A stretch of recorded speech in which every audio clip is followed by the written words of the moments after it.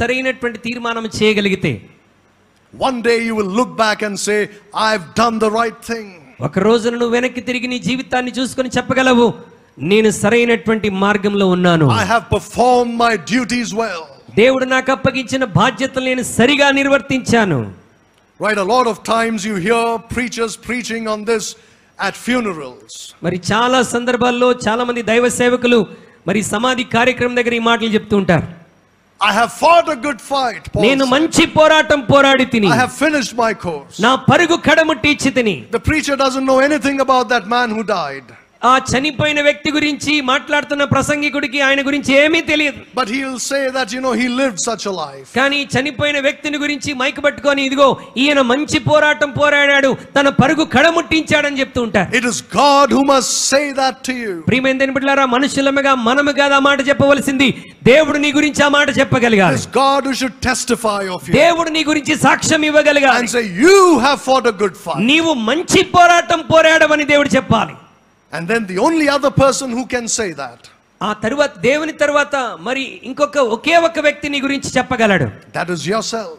అది నీవు మాత్రమే. I have fought a good fight. నీవు చెప్పగలగాలి, నేను మంచి పోరాటం పోరాడా, I have finished my నా course. పరుగు కడముట్టించానని I చెప్పగలగాలి. have kept the faith. నేను నా విశ్వాసాన్ని కాపాడుకున్నానని And I చెప్పగలగాలి. can boldly face my Savior at the judgment seat. నేను తీర్పు సింహాసనం ఎదుట ధైర్యముగా నా ప్రభుని నేను కలుసుకొనగలనని When you చెప్పగలగాలి. have a conscience void of offense before God and before people. ప్రియమైన దేవుని బిడ్డలారా, ఇదిగో దేవుని ఎదుటను మనుషుల ఎదుటను అలాంటి సాక్ష్యమును మనసాక్షిని కలిగి ఉండగలిగితే, You think God's not going to bless your children?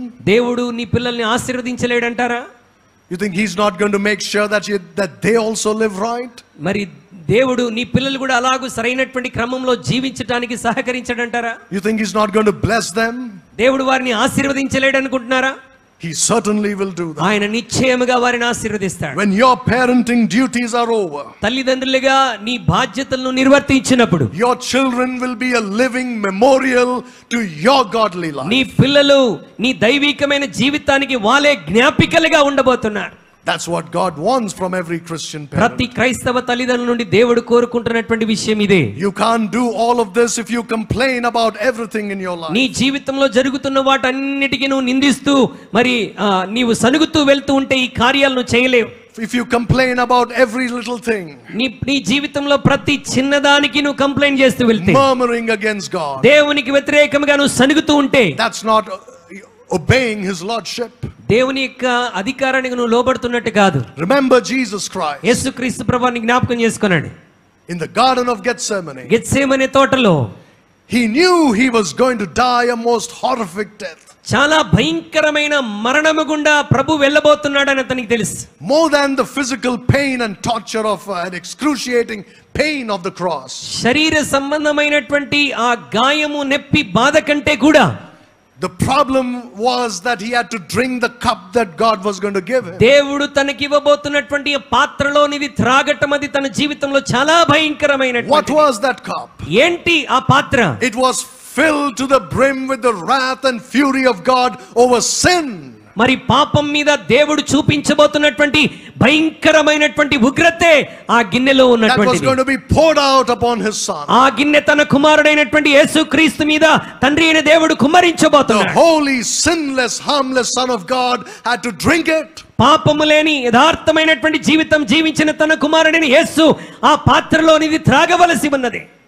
He prayed humbly at his father's feet. తన తండ్రి పాదాల ఎదుట తన్ను తాను తగ్గించుకొని ప్రభు ప్రార్థన చేస్తున్నాడు. Father, if it be thy will, let this cup pass from me. తండ్రి, నీ చిత్తమైతే ఈ గిన్నె నా యొద్ద నుండి తొలగించు. Nevertheless, not as I will, but thy will be done. అయినను నా చిత్తము కాదు, నీ చిత్తమే జరిగించుమని ప్రార్థించాడు. That is what lordship means. దేవుని అధికారాన్ని కోరుకోవటం అంటే అదేనండి. Surrendering to God's will no matter what the consequence. నీ జీవితంలో నువ్వు ఎలాంటి పరిణామాలు ఎదుర్కొన్నప్పటికీ పరిపూర్ణముగా దేవుని చిత్తానికి విధేయత చూపటం. You know you may face trouble if you obey God's will. నీవు దేవుని చిత్తానికి లోబడితే ఖచ్చితంగా నువ్వు ప్రమాదాన్ని, ఇబ్బందులు ఎదుర్కొంటావని నీకు తెలుసు. You won't be loved by everybody. అందరి చేత నువ్వు ప్రేమించబడవు. You won't be a popular person. నీవు పేరు ప్రఖ్యాతలు పొందినవాడిగా ఉండవు. But God will be pleased. అయితే దేవునికి నీ జీవితం ప్రీతికరంగా And ఉండబోతుంది. your children, your family